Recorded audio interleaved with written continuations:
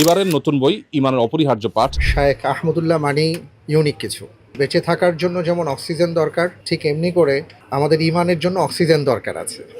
কিন্তু সেই অক্সিজেনটা কিভাবে আমরা অর্জন করতে পারি, এই বইয়ের মধ্য থেকে আমরা পেতে পারি। সুবহানাল্লাহ, ভেরি রিসেন্টলি শেখ আহমদুল্লাহ হাফিজাহুল্লাহ তিনি আকীদার উপর একটি অসাধারণ বই লিখেছেন। বইটি হলো ইমানের অপরিহার্য পাঠ।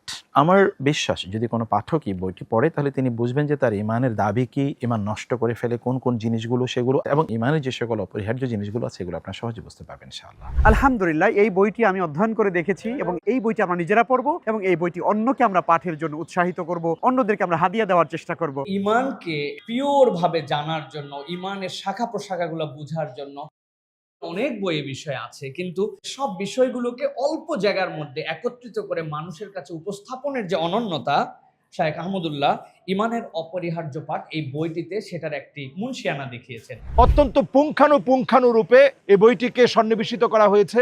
জানার জন্য, মানার জন্য, আমল করার জন্য আমরা পড়ব। আমি পড়ে দেখেছি ইমানের অপরিহার্য পাঠ। এই বইটা খুবই চমৎকার ভাবে একেবারে ঢেলে সাজানো হয়েছে ইমান রক্ষার জন্য আমাদের কি কি করা উচিত। সবচাইতে ভালো যে দিকটা আমার লাগছে এখানে, এই বইয়ের সাথে একটা ইমান টেস্টার কয়েকটা প্রশ্ন দেওয়া হয়েছে যে আপনার ইমানটা কোন পর্যায়ে আছে। পরিমিত আকারে এই বইটা একজন মানুষের ইমানকে সুদৃঢ় করার জন্য যে বিষয়গুলো জানা অপরিহার্য অল্প কথাই নিয়ে এসেছেন, দালালিকভাবে সহজবোধ্য উপস্থাপনায় এবং সাধারণ মানুষের উপযোগী করে।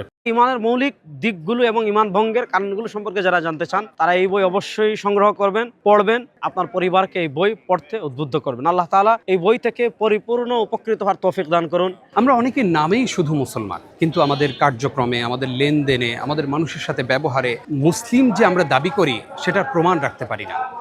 ইমানের অপরিহার্য পাঠ শেখ আহমদুল্লাহ হাফিজাহুল্লাহর এক অনন্য উপহার আমাদের জন্য।